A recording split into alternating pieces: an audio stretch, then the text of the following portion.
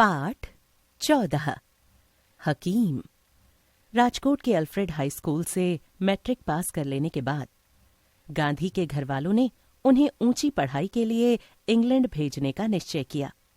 गांधी जी ने अपने भाई से कहा कि मेरी इच्छा इंग्लैंड जाकर डॉक्टरी पढ़ने की है, पर उनके बड़े भाई ने इनकार कर दिया, क्योंकि वैष्णव घर का लड़का मुर्दों की चीर फाड़ कैसे करेगा।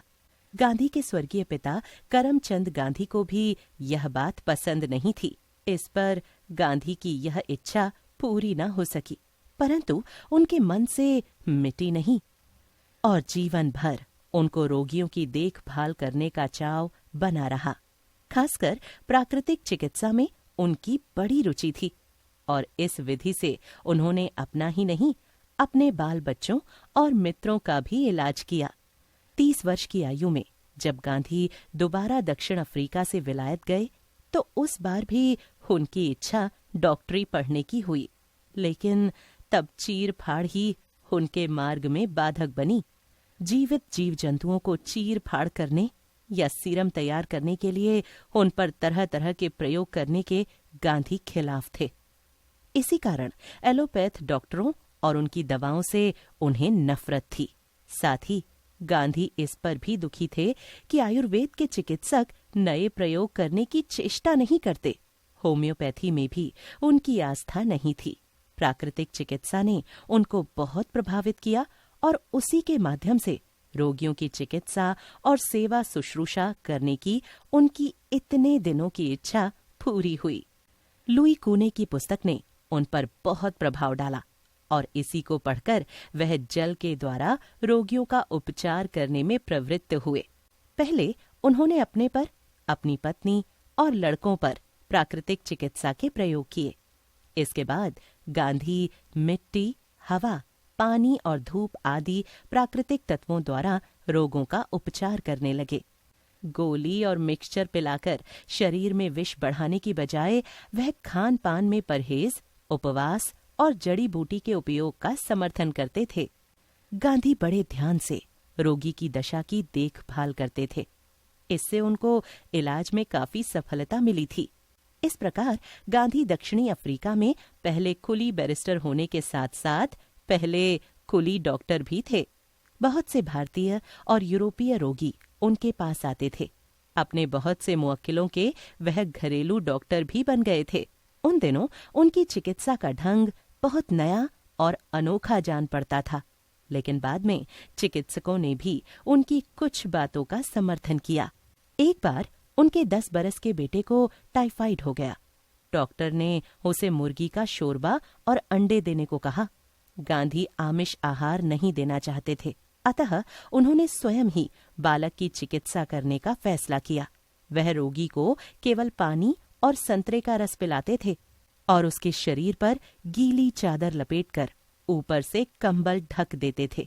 एक बार बुखार की तेजी से बालक बड़बड़ाने लगा तो गांधी घबराए, फिर भी उन्होंने हिम्मत करके अपनी चिकित्सा जारी रखी और आखिर उसे अच्छा कर लिया। टाइफाइड के और भी कई रोगियों को उन्होंने इसी तरह सुई लगाए बिना अच्छा किया था।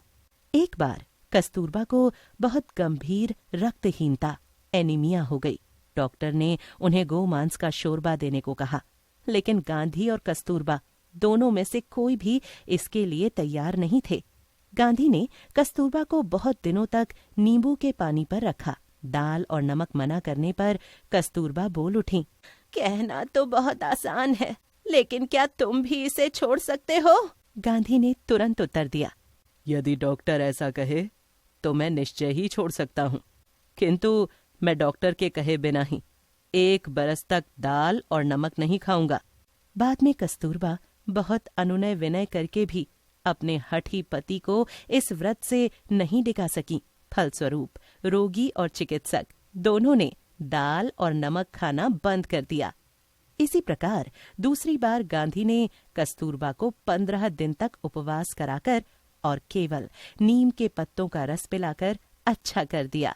गांधी पेट साफ रखने पर बहुत जोर देते थे। शरीर में जमे हुए विष को निकालने के लिए वह उपवास करने और एनीमा लेने की सलाह देते थे। उनकी राय थी कि सिर दर्द, अजीर्ण और कब्ज सामान्यतः अधिक खाने और शारीरिक श्रम ना करने का ही कुफल है। प्रतिदिन नियमित रूप से तेज चाल से टहलकर वह अपने को स्वस्थ रखते थे। वह कारावास के समय में छोटे से घेरे में भीतर ही सुबह शाम टहला करते थे। प्राणायाम को भी गांधी अच्छा समझते थे। वह यह जानते थे कि मानसिक अशांति के कारण शरीर भी रोगी हो जाता है और मन शांत होने पर शरीर भी स्वस्थ सबल बना रहता है। राम नाम को वह मानसिक अशांति की दवा समझते थे। उनके लिए राम नाम का अर्थ था दुश्चिंताओं को छोड़कर ईश्वर पर पूरा भरोसा रखना। राम नाम सारे दुखों की परम औषधि है। दक्षिण अफ्रीका में जब पठानों ने उन पर हमला किया, तब उन्होंने अपने सिर, मुंह और पसलियों पर साफ मिट्टी की पट्टी का इस्तेमाल किया। सूजन जल्दी ही ठीक हो गई। प्लेग, टाइफाइड, मसूरिया, कब्ज, पीलिया, रक्तचाप, आग से जलने आदि रोगों में तथा टूटी हुई हड्डी को जोड़ने के लिए गांधी मिट्टी की पट्टी का प्रयोग करते थे। जहाज में खेलते खेलते उनके 8 बरस के पुत्र के हाथ की हड्डी टूट गई। गांधी ने बालक का हाथ मिट्टी की पट्टी चढ़ाकर ही अच्छा कर लिया। बहुत से रोगियों को अच्छा करने के बावजूद गांधी कहते थे कि मेरे चिकित्सा संबंधी प्रयोगों पर आंख मूंद कर विश्वास न किया जाए। इस प्रकार नए ढंग से चिकित्सा करने में खतरा है, इसे वे स्वीकार करते थे। गांधी समझते थे कि रोग के इलाज की अपेक्षा स्वास्थ्य को बनाए रखना ज्यादा जरूरी है। 2-4 प्रसूति घर, अस्पताल या दवाखाना खोलने के बजाय वह लोगों को सफाई तथा स्वास्थ्य के नियमों का पालन सिखाने पर अधिक। वह यह नहीं कहते थे कि किसी भी हालत में एलोपैथी दवा ली ही न जाए। सेवाग्राम में हैजा फैलने पर उन्होंने आश्रमवासियों तथा आसपास के गांव वालों को टीके लगवाने की अनुमति दी। कारावास के समय अपेंडिसाइटिस होने पर उन्होंने ऑपरेशन करवाया था। इस कारण लोगों ने उनकी कटु आलोचना करते हुए बहुत से पत्र लिखे थे। गांधी ने अपना दोष स्वीकार किया। गांधी जानते थे कि प्राकृतिक चिकित्सा सभी रोगों को अच्छा नहीं कर सकती, फिर भी कई कारणों से वह उसका प्रचार करना चाहते थे। एक यह था कि देश के गरीब लोग भी इस इलाज को कर सकते हैं। 77 वर्ष की अवस्था में गांधी ने बड़े उत्साहपूर्वक उरुली कंचन गांव में एक प्राकृतिक चिकित्सा केंद्र की स्थापना की थी। वहां कोई बहुत महंगे सामान या उपकरण नहीं थे। गांधी के विचार में वही आदर्श चिकित्सक है जिसको औषधि शास्त्र की अच्छी जानकारी हो और उससे जनता को लाभ पहुंचे, उसका सौदा न करे। वे चिकित्सकों की एक वार्षिक आय बांध देना चाहते थे, जिससे वे अमीर गरीब किसी भी रोगी से पैसे लेने की आशा रखे बिना उसका इलाज करें। उरुली कंचन में उन्होंने स्वयं कई दिन तक रोगियों की परीक्षा करके नुस्खे लिखे थे। एक नुस्खे में लिखा था, राजू के लिए धूप स्नान, कटी स्नान, घर्षण स्नान, फलों का रस और मट्ठा। दूध बंद। मट्ठा हजम ना हो तो सिर्फ फलों का रस और उबला हुआ पानी पिएं। एक और नुस्खे में था, पार्वती के लिए केवल मौसम्मी का रस, कटी स्नान, घर्षण स्नान, पेड़ों पर मिट्टी की पट्टी, प्रतिदिन सूर्य स्नान। इतने से वह ठीक हो जाएगी। राम नाम का महात्म्य उसे समझा दें। आश्रम में लोग मजाक में कहा करते थे कि यदि बापू को अपने पास बुलाना चाहो तो बीमार पड़ जाओ। आश्रम के हर रोगी के बारे में गांधी को छोटी छोटी बातों की भी खबर रहती थी और वह घूमकर लौटते वक्त उन्हें देख आते थे।